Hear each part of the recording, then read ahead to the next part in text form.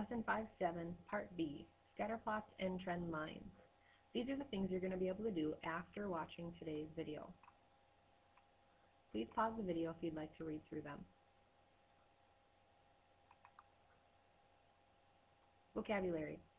A trend line is a line on a scatter plot drawn near the point that shows a correlation. There should be about the same number of points above the line as there are below it. When two sets of data have a positive or negative correlation, you can use a trend line to show the correlation more clearly. A trend line is a line on a scatter plot drawn near points that shows a correlation. You can use a trend line to estimate a value between known data values or to predict an outside value of the range of a known set of data. Interpolation is estimating a value between the two known values. Extrapolation is predicting a value outside the range of known values. So here's a table, heated water temperature change. So here's our heating time and here's our temperature. Making predictions in the red area of the graph would be called interpolation because this is data that we already have. Making predictions in the green area is called extrapolation, and that is outside of the graphing region. Writing an equation of a trend line. Biology. Making a scatter plot of the data at the right. What is the approximate weight of a 7-month-old panda? So first we make a scatter plot and draw a trend line. So we take the points that are in here, figure out what our scale is going to be, and we draw the red line. Step 2. 2 points on the trend line are 4:17.2 and 8:37.9. So I got those from here and here. So down on our graph we have 4 and we have 8. And notice how they're really close to 17 and we're really close to 30, 38.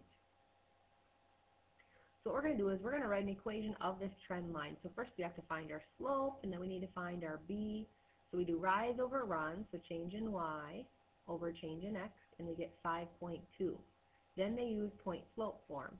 Y minus y1 equals m times x minus x1. So I picked a point. I picked the first one. So then my point went in here, and then I plugged in my slope. Distribute my 5.2 and add 17.1, and this is my line of best fit.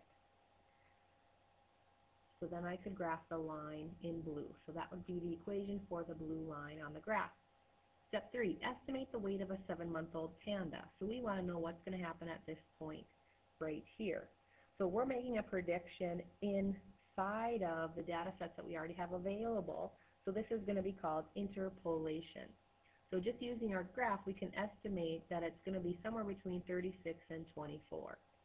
So what we can do is we can plug in our line of best fit. We can plug in 7 and we spit out 32.7.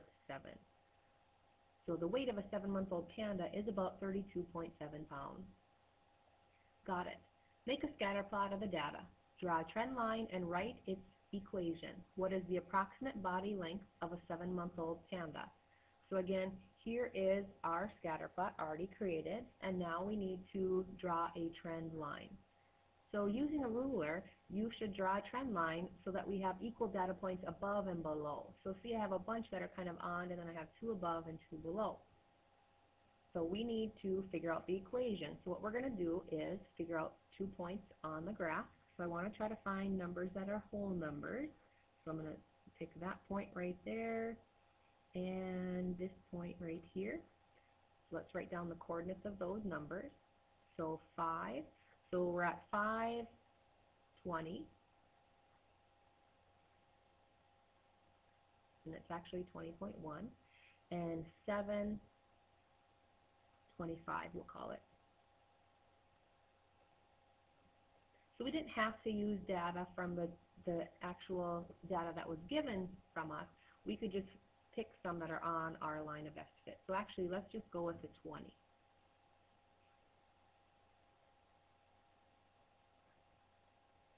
So now we need to write an equation. So that means rise over run. So we're doing 25 minus 20 over 7 minus 5. So I figure out what my slope is, and I get the fraction 5 halves. Then I'm going to pick a point, and I'm going to pick the 5, 20, and then I'm going to go point slope form. So that's y minus y1 equals m times x minus x1. So we have y minus 20 equals 5 halves times x minus 5. And we need to distribute.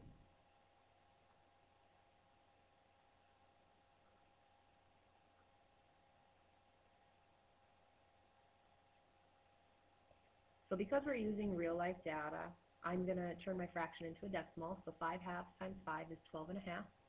And my last step is to add the 20.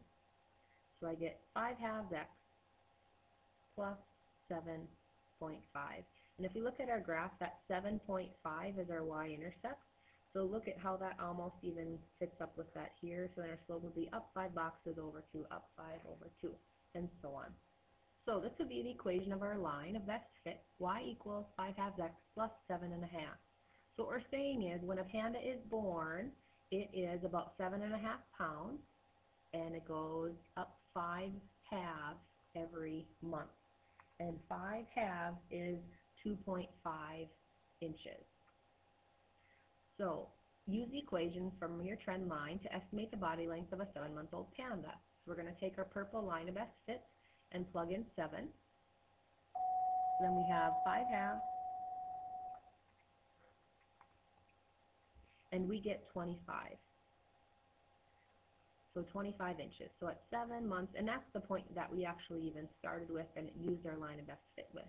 So a 7-month-old panda would be approximately 25 inches.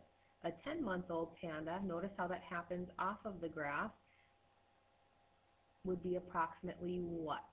So here's 30, so we're at about 35 inches. Otherwise, we could plug in.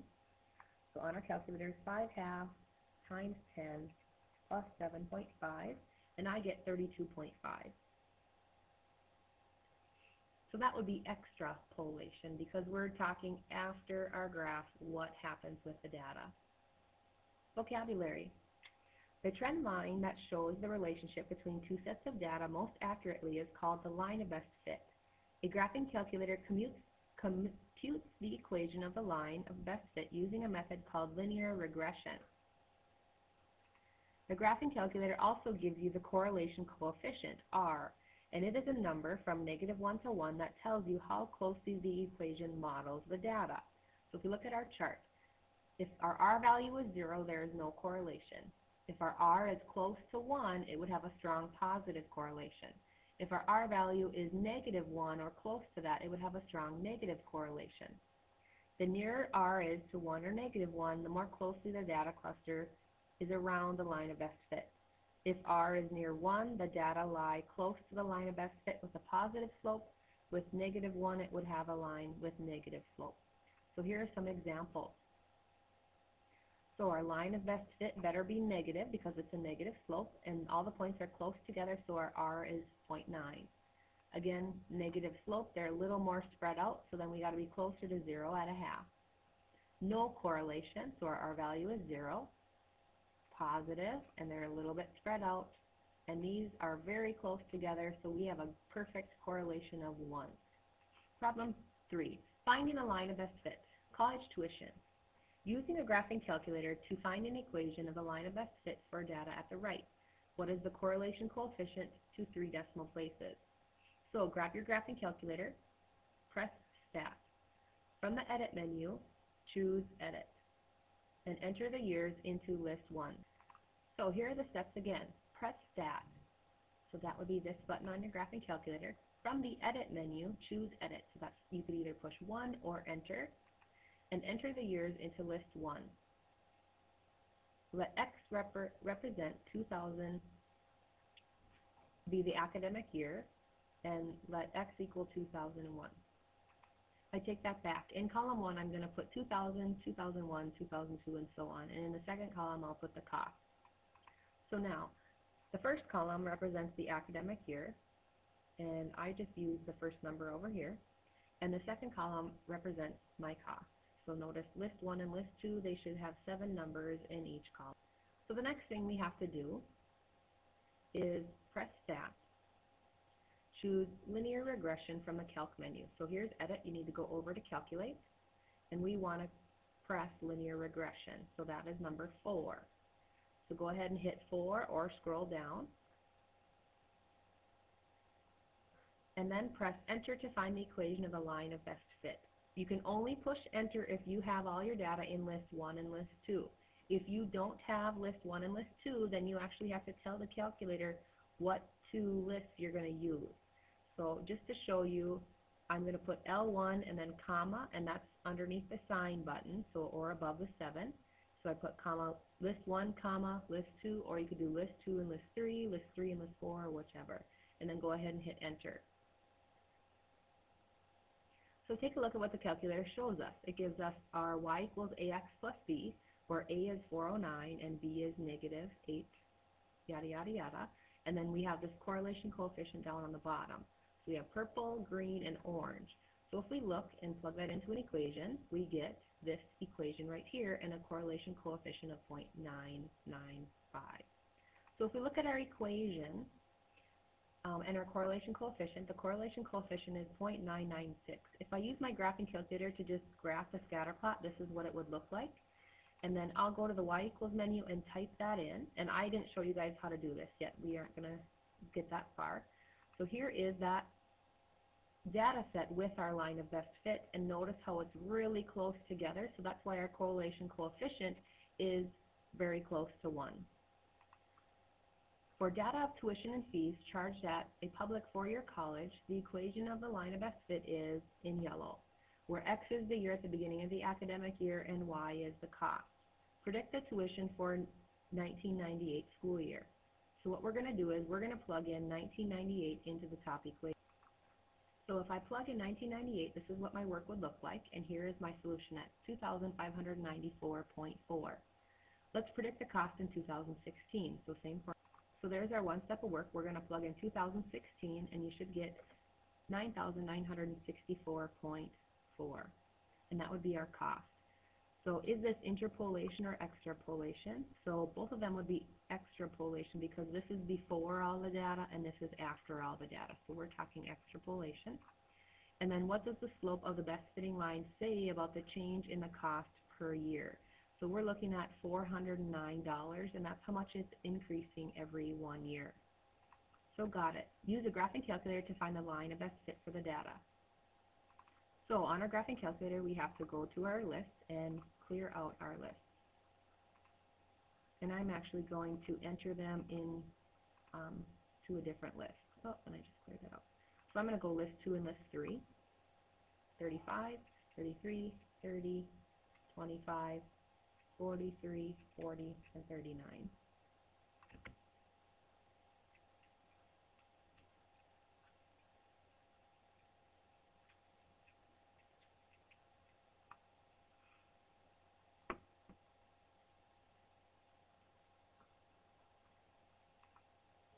So go to your home screen and hit Stat.